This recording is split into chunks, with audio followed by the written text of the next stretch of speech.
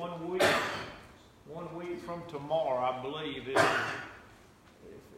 February the 5th is a week from tomorrow, that's the day we're supposed to get Freedom Fiber. Hopefully they'll get it, hook it up here as well.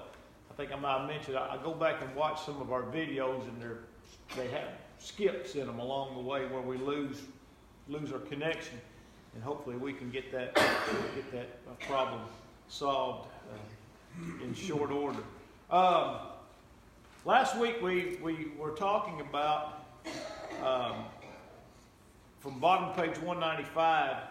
It says fourth line from the bottom says, we have been told how we can please God, how we can honor Him, but the exact bounds have not been marked out. The exact demands have not been stated as to how much we should do or how frequently we should do those things.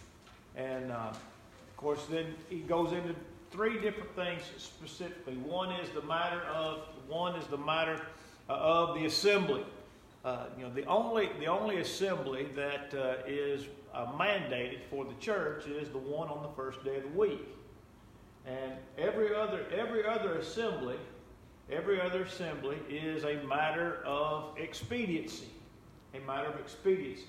The Sunday night, in other words, we're not commanded to meet on Sunday night. We're not commanded to meet on Wednesday night. We're not commanded to have gospel meetings or seminars or other things of that nature. These are expedients. They are things that the churches and elders specifically have determined are in the best interest of the life and the health of the church. Now, when those matters are determined in matters of expediency, there comes with those things, I believe, a matter of obligation. In other words, if the elders have determined that we're going to have this, and this, for example, as periods of worship, then I believe the Christian's obligated to serve faithfully. In order to serve faithfully, those elders is to assemble when those assemblies are called. John? Also shows the individual's love for the body. That's exactly right. That our attendance or lack thereof shows is a very revealing tell as to our commitment to the local body and to the Lord. But again, the matter is, there are certain things that are not explicitly spelled out. Again, other than obviously the assembly on the first day of the week. Then we talked about the singing, that we're to sing with the Spirit and understanding. We're not told how many songs, how long we ought to sing, how many verses, or even what kind of or style of song to sing, other than psalms, hymns, and spiritual songs. And what I mean by style, I mean the difference, for example, the difference between a Gregorian chant and an old Stamps Baxter tune. As country folks, we like the old Stamps Baxter songs. The songs that have the alto leads and the tenor leads or the bass leads. That's simply a style of a song. 4-part harmony, is a style of singing. We're not commanded in any of those specific respects other than the command to sing. And again, how much or how is not a matter of specific obligation or command. And then he even mentions the Lord's Supper, and this is another good point, that the Lord instituted the Lord's Supper, and yet gave no express command as to the frequency of its observance.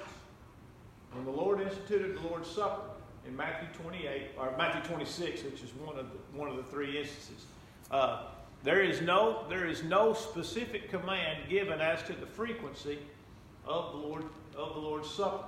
Now we learn by the matter of example that the early church observed the Lord's Supper on the first day of every week. So in other words, we can learn some things without being specifically told about those things. And so, the reason I'm mentioning these because I'm going to come back to them in just a little bit as we get to the end of the lesson. And so, but the point that Stroop is making is that we are told some things specifically. We are told some things in principle, but we are not told everything explicitly, as was the case with the old law. The old law sought to be explicit in every single matter, and even then, there had to be some room for conscience, because not doing work on the Sabbath day became a matter of controversy. How far could you travel? What exactly could you do on the Sabbath day? And so even then, when God left some matters to the matter of conscience, it created difficulties, because people want everything spelled out. They feel safe when everything is absolutely spelled out. In other words, like a union contract. When the contract's spelled out, then you go to the contract to determine what is right and what is wrong, who's in the right or who's in the wrong, and then there's no dispute. And so this is where he's going. But now, we went over to 197, and he talked about the principle of, and he said it was honorable, and it was good, it was certainly sound in some ways, is the idea of looking for a "thus saith the Lord" for every single thing practiced in religion. Again, he says it's praiseworthy, the underlying principle is sound, the goal that is sought is above question, but the principle of you are commanded to do this, you are commanded not to do that, or you are not commanded to do that, when it's given without a basic emphasis or an emphasis of basic Bible teaching, causes a people to become out of balance. In other words, you are commanded to do this, you are not commanded to do this, or you are commanded not to do this. And if we tried to live and practice everything in Christianity by those three strict principles, it'd be very difficult. It'd be very difficult. And so he's talking about this a rather myopic view of Scripture that can lead to difficulties. And at the bottom of that long paragraph there at the top of 197, he says, what you end up with a lot of people who practice or forbid a certain thing because they can find a "thus saith the Lord" or "thus saith the Lord, thou shalt not." But then, because there is no principle, they allow themselves to do other things that are completely set aside from the basic principle of Bible teaching. I'll give you an example. There are a number of congregations. I'm talking about a bunch of congregations of the Lord's Church that are now openly practicing social drinking. Some of them even will place their position on social drinking on their websites, and they'll advertise events in their bulletins and on their web pages where people are going to gather together and drink socially. So what is the principle that they're involved in there? They're completely ignoring what the Bible has to say in general about the use of alcohol. Because there's no specific principle that says "thou shalt not," they're permitting themselves to practice it because there's not a "thou shalt not," whereas they would hold other things, firmly because there is a specific statement. And that's a problem. That's a problem. Because I'm getting ahead of myself because I know what the end of the lesson says about our attitudes towards the Bible, but there are some things wherein we have to say, what does the Bible have to say about this in general? In other words, does the Bible have anything to say about alcohol? Does it? It don't say alcohol. Come on, Walter. Does the Bible have anything to say about alcohol? All right, so we're talking about alcohol. We're not going to fuss over words. Does the Bible have anything to say about it? Oh, yeah. All right. What is it? Positive or negative as a general rule? Negative. Negative. The overwhelming statements about alcohol in the Bible are negative. So then that would therefore that would give us some idea of what the Bible has to teach about the matter of alcohol, right? Does the Bible does the Bible teach about the matter of sobriety? Yes. It does. Does it command us to be sober?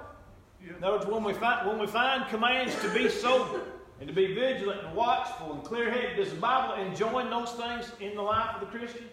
Well, certainly it does. So therefore, when I can read what the Bible says about alcohol as a general rule, by the way, there's only a couple of passages. There's only a couple of passages in the Bible that enjoin the use of alcohol, and both of them are in a medicinal sense. One of them is in 1 Timothy 5:23. The other's in the Old Testament, which wherein strong drink is given again as a medicinal purpose for those as a painkiller.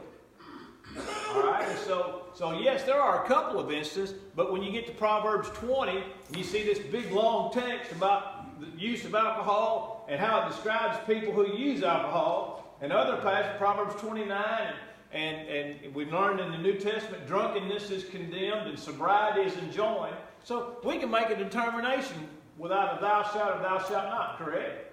Well, sure we can. But if we're going with a thus saith the Lord for everything, in other words, it restricts us in our ability to practice what the Bible enjoins in principle. That there are principles involved. Now, I want to go to the top of page. Well, let me go to the bottom of 197 because the sentence at the bottom introduces 198. It says, this practice of expecting all answers to be answered by direct quotations has encouraged a conception of the New Testament teaching that is overly simplified. It has caused many people to overlook the fact that the New Testament teaching is a complex system of thought. And like all other complex systems of thought, only the simple and easy questions are answered in that fashion.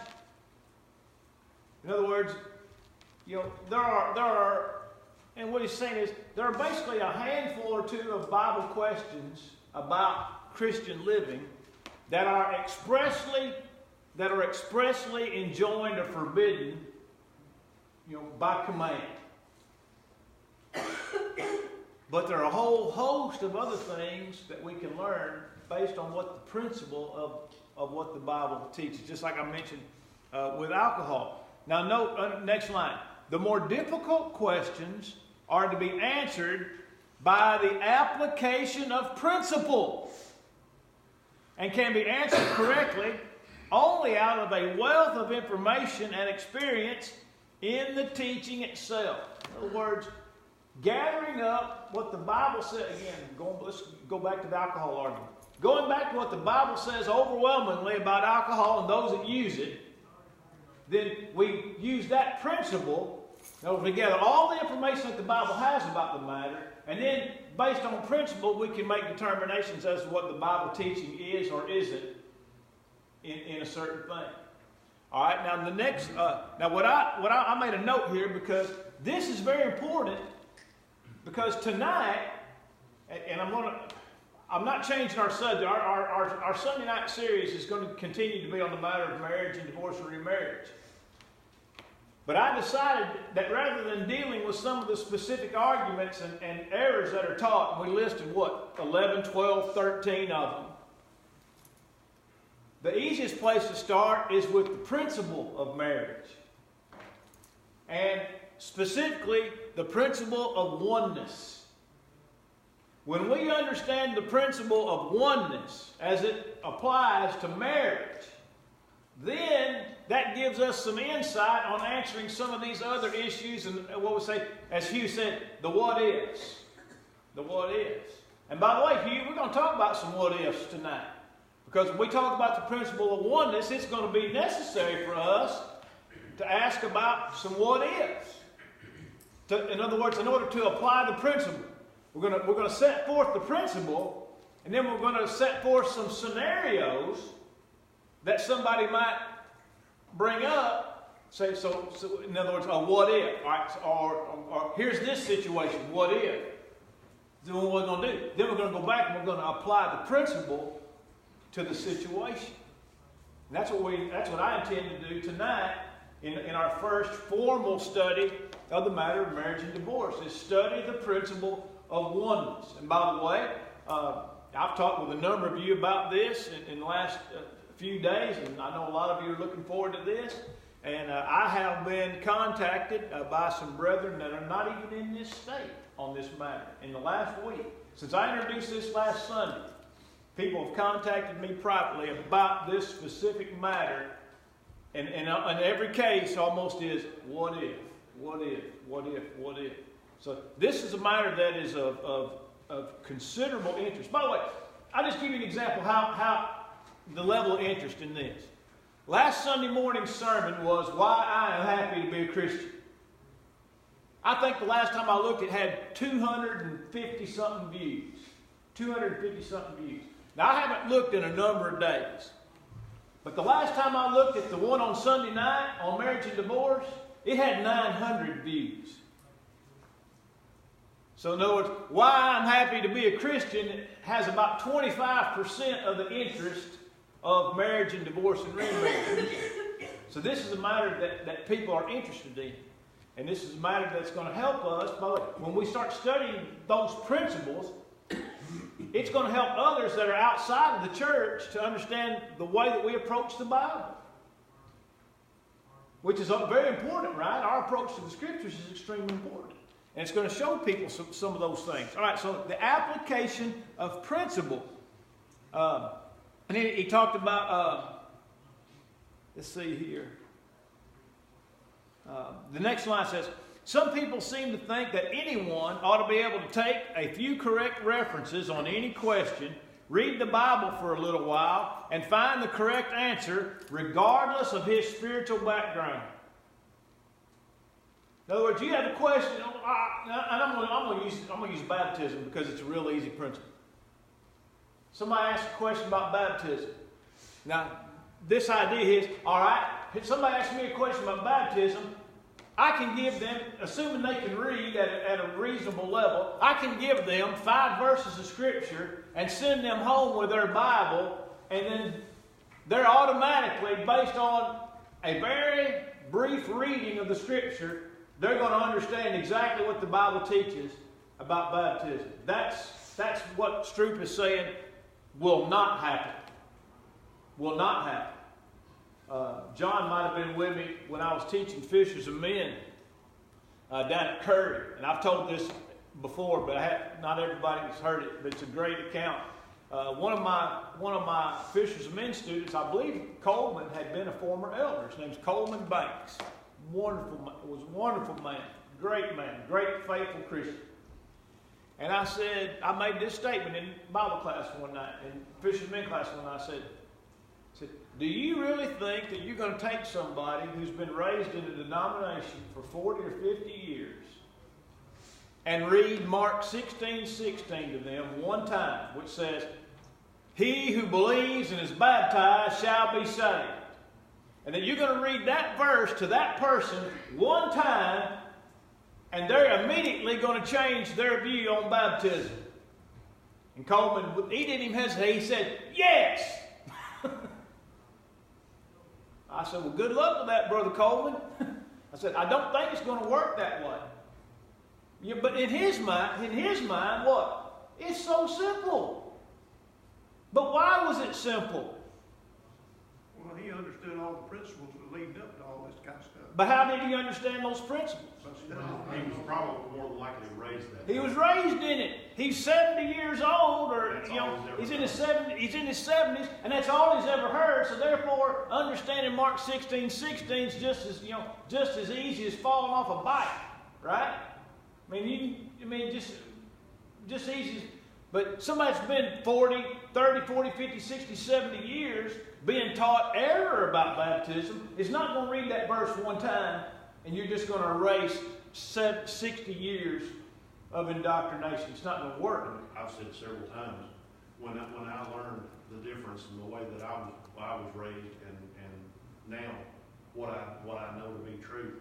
I'm faced when I go out the door. I'm faced with the realization that I have something that I can't give away. It's free. It's right there in front of you, but nobody wants it. Mm-hmm. It's aggravating. Yeah. It Aggravating is disturbing, frustrating, all those things. Now, William Woodson was one of the sharpest minds of the Brotherhood in the 20th century, without question. I mean, the guy taught Greek at 2 different universities. I mean, he's just an incredible mind. You know, but Woodson told me, and he told others the same thing. He was raised in a denomination that did not believe that baptism was necessary.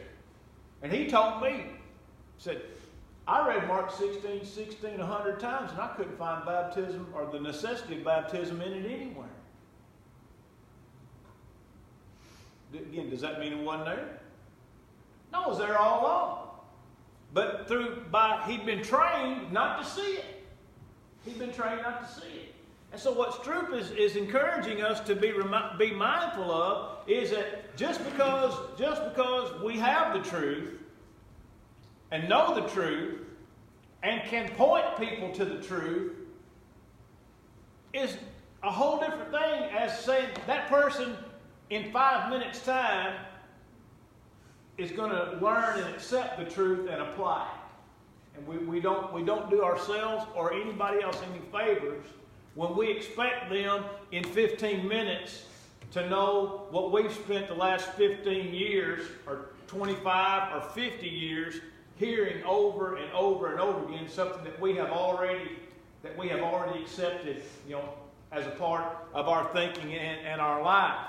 All right, now in the bottom half of 198, he says, for example, some of the simpler questions in chemistry, physics, or medicine may be answered by an intelligent person by reading the right book at the right page, even though he has not studied that particular field. But the difficult questions will be answered only by the person who has studied and has had fruitful experience in that field. You know, in other words, just because you watch some medical show on TV every week don't make you a doctor. Or just because you've watched this show over and over and over again doesn't mean that you can go in there and diagnose, or just because you've watched the doctor inject a site and cut a mass open and some kind of cyst or lipoma or something and watched them dig it out 100 times doesn't mean you can do it. Right? I can watch Jimmy or John work on a car all day long for weeks at a time, but doesn't mean I can do it. Doesn't mean I can answer questions about it. What do I got to do? I got to put my hands on the car. I got to bust my knuckles, get my hands greasy. I've got to do those things. And the same thing goes for the Bible. You're not going to learn the Bible in 15 minutes any more than you're going to learn how to work on a car in 15 minutes, or do body work, or anything else. All these things require an in-depth study of the Bible and application of the same. And by the way, it's more than just study. Go to the top of page 199.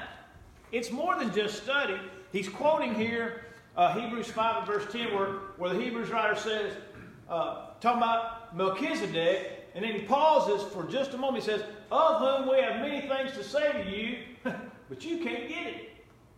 For when the time is come when you ought to be teachers, you have need that one teach you again what be the first principles of the oracles of God and are in need of milk and not strong food or strong meat. Why? Because meat belongs to those who are of full age, who, here's the key phrase, by reason of use have their senses exercised to discern both good and evil.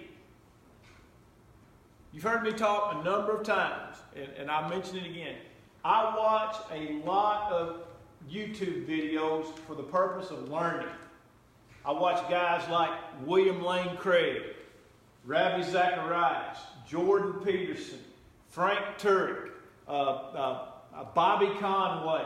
Those are some of the guys that kind of recur in the circle of guys that I watch in what Peterson being accepted in the matter of philosophical apologetics.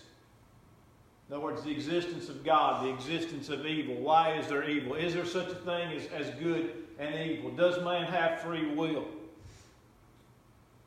All right, those are matters that are being discussed in great detail in our world today. And I'm watching these guys, and I'm watching them take bad arguments and expose them. All right, so that I can learn to identify a bad argument and respond to it. I'll give you an example.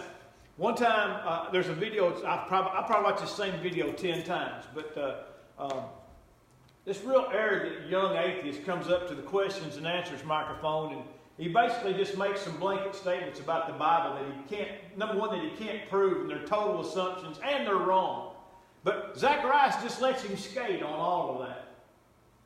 Because his ultimate question is, the question of the young guy is, why are you afraid of subjective morality as opposed to objective morality? You know, objective morality means there are things that are right and wrong no matter wherever you are. They are wrong. Subjective morality says that nothing is right or wrong in every instance. That it all is fluid, based on context, based on society, based on situation. And so the guy just basically says, why are you so afraid of subjective morality? And Zacharias said, here was his first words out of his mouth.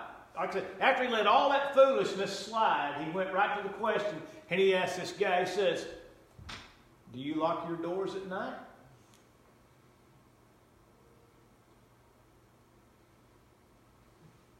And it was done. Now, that wasn't all that he said, but the point of the matter is, you lock your doors at night based on a fear that someone's subjective morality would permit them to come in your house and rob you blind or hurt you or kill you. Right?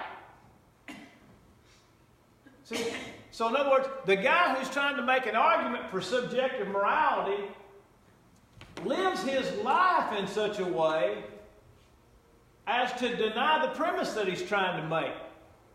He doesn't believe in subjective morality.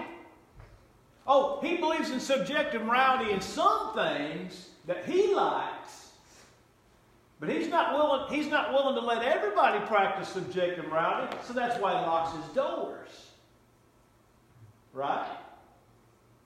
So, but I would have never thought to say that. Why did Rabbi Zacharias have that answer immediately after that kid asked that question? He had his senses exercised. In other words, he's been doing this for years. In other words, and he goes, you find any apologist, and you ask them to write down the 10 most common questions received in the question and answer session. He said, find 10 different apologists writing the 10 most popular questions they receive are oft-asked questions. He says, it won't be very different. We all get the same questions over and over and over and over again. But they have to answer them over and over and over and over again. Why? Because the kid in this audience didn't get to hear that question answered last week when he was somewhere else in the United States or somewhere else around the world. That's why if you watch Jordan Peterson and listen to Jordan Peterson, he's going to come back to about three or four basic fundamental truths. Why? Because the last time he said it was in a different audience than this time when he said it. And people need to keep hearing these things over and over and over again. They keep needing to be said over and over and over again because every time it's said, it's a new audience. It's a new audience. And so, going back to what Stroop has said, we have to be practiced, have our senses exercised in some of the matters that come up most commonly in religious discussions. For example, the matter of free will. The matter of free will. We got to be prepared to discuss those matters.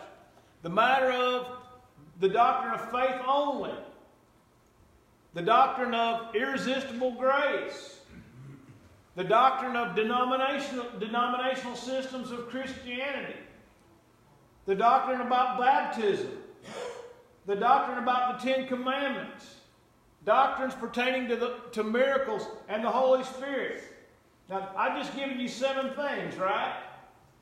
Those 7 issues probably cover about 90% of all religious discussions.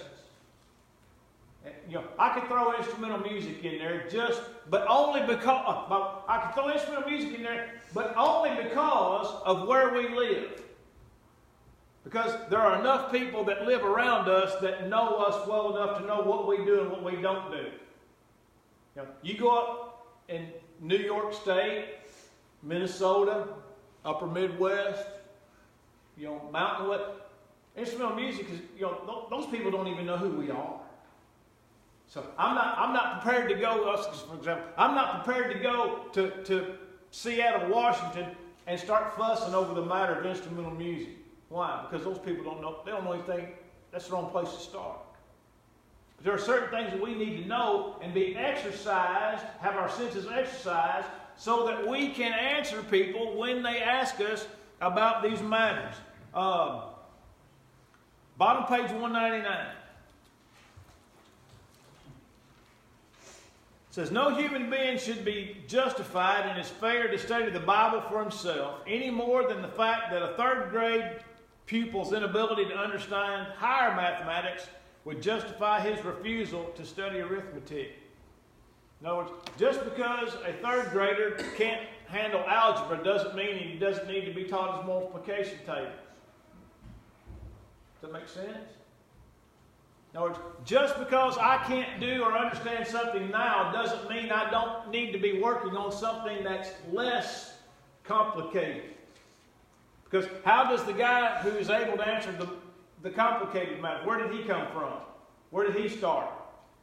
Simple things. With the simple things. The guy that's a math major or a math teacher who can work any number of complex mathematical problems and equations, he still started at the same place we all did. 1 + 1 = 2. That's where he started. He didn't sit down and start multiplying binomials when he's 2 years old. You understand what I mean? And so, just because there are things in the Bible that are a struggle for me to understand, doesn't mean that I just give up and I don't even try. To get to the place where the person who can understand those things is, I've got to go through the same process that he did. I'll give you 2 examples. 2 examples. By the way, both these things actually happen. Somebody was talking to Lee Trevino one time. Lee Trevino was a great golfer, one of the all-time greats. He was a guy who, as they said, he was a guy who could really work a golf ball. I mean, he could make it do what he wanted to. If he needed to make it curve this way or whatever he needed to do, he was always known as being very capable of working a golf ball. And somebody said to him one time, said, I'd give anything to be able to hit a golf ball like you. Meant it as a compliment. He didn't take it like that. They said his eyes got fire in him. He turned around and says, no, you won't. No, you wouldn't. He said, until you're willing to go out to the practice range and hit 750 golf balls until your hands start bleeding, go back to the house and put tape around your fingers and go back out and hit 750 more. Because that's what I did. Somebody said to Gus Nichols one time, said I'd give half my life to be able to quote as much Bible as you do. He said that's exactly what it cost you. Because that's what it cost him. And so, as we think about having our senses exercised, we start with the simple understanding that we ultimately have a goal in mind. Now, at the bottom of 199, it says, says, this should sap our conceitedness a bit and cause us to be slow in becoming overconfident in feeling that we have all the answers and that they are unquestionably correct. It says, many have been the preachers who have taught things in their early preaching that they would not preach after they learned more. I'd include myself in that number. There are a lot of things, if I were to go back and look at old sermon outlines, if I could listen to old sermon tapes, there are a lot of passages that I used, and now that I know more, I think, I didn't use those passages right. No, what I was teaching was right, but the verses that I used to teach the passage wasn't right.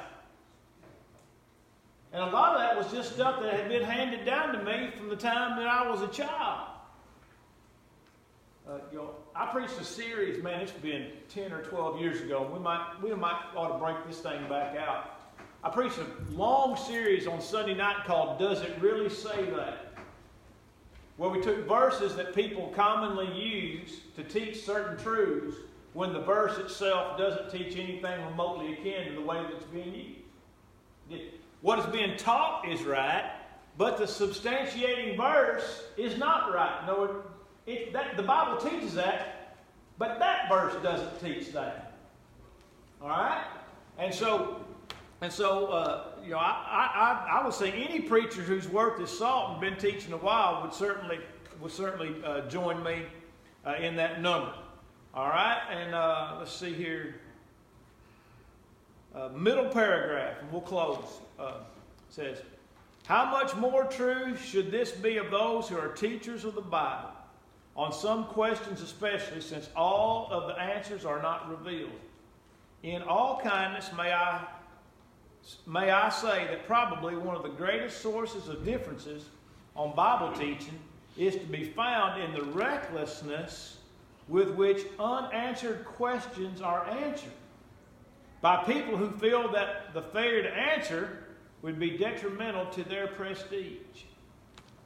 In other words, because I feel like I have to give an answer, I'm going to give an answer, even if my answer is faulty, wrong, utilizes passages incorrectly. I'll give you an example of this, and it just cracked me up.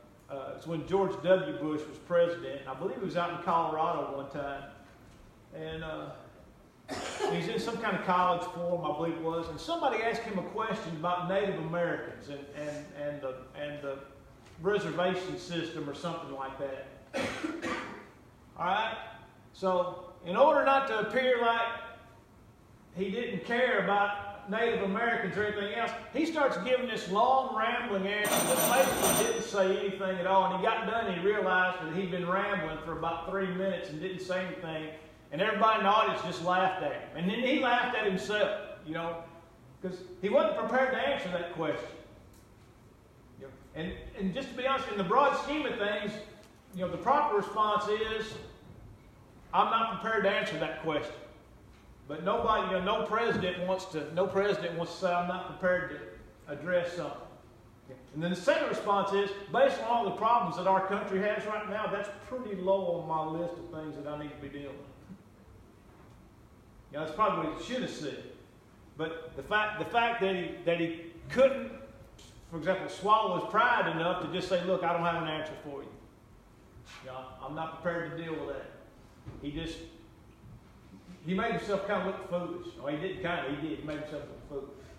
And so, if somebody asks us a Bible question, if I don't know, you know what the best response for me to give is? Let me study on it. I don't know. No. First is, I don't know. Then, but I'll find out. I'll study it and come back and we'll study it together. All right, next week we'll start chapter 13 on 203.